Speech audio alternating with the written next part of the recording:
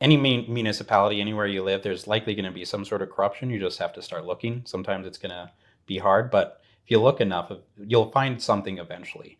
And I think it's just so astonishing when me just starting to look, there was just so many questions that I had.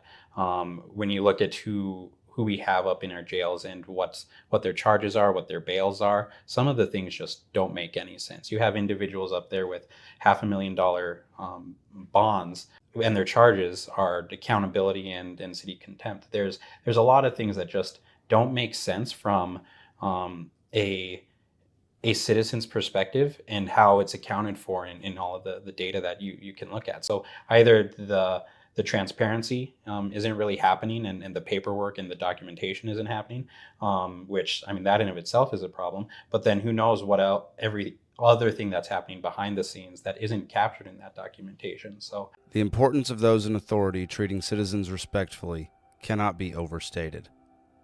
But sadly, that's not always the way things go. And Mike Hansen paid the ultimate price.